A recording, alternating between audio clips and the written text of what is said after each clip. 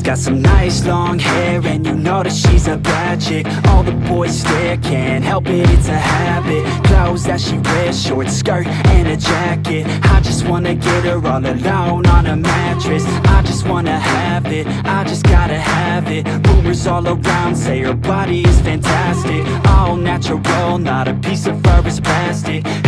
Desafio do Kevin, então com o nosso parceiro aqui, Vitinho, se apresenta pra galera falando desse jogo. Fala galera, beleza? Sou o Vitinho, sou de Paraíso do Norte. Vim aqui fazer o desafio com o pessoal. Jogo na Itália, jogo no Cédico. E tamo aí, renovado na próxima temporada. Vamos lá. Fala seu Instagram aí pra galera. O Instagram é Vitor Alebrante, né? VAlebrante, @VAlebrante. Segue lá. O desafio será de escanteio ali, vai dar o passe. Primeira rodada é perna boa, na segunda ruim, na terceira você escolhe. A pontuação do gol vale 10, travessão 5 e dá 3. Just wanna get her all alone on a mattress. I just wanna have it, I just gotta have it. Rumors all around say her body is fantastic. All natural, not a piece of fur is plastic. Head to her toes, yeah, they say that she's a latch. Yeah, the whispers all around say she has a reputation. Don't believe it till I see it, so I want a demonstration. And I've always learned it better with a hands-on education. So I need a private session if you get what I am saying. And they say that she's not easy, no, she's real.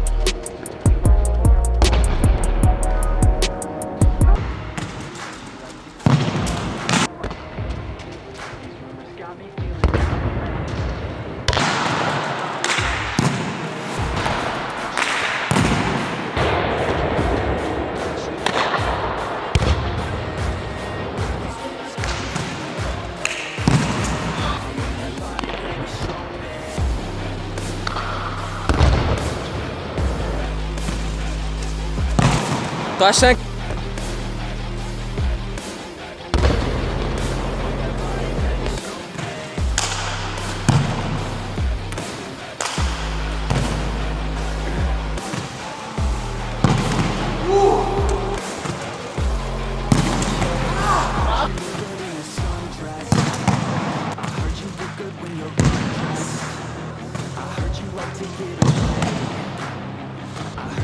To stay out late.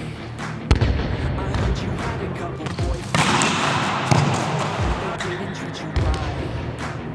I heard you're hated by your girlfriends, 'cause all the guys want you. They say she's too hot, they say she's too good.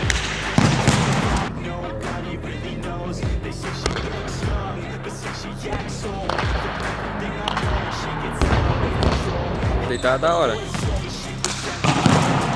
But I'm not too sure that this girl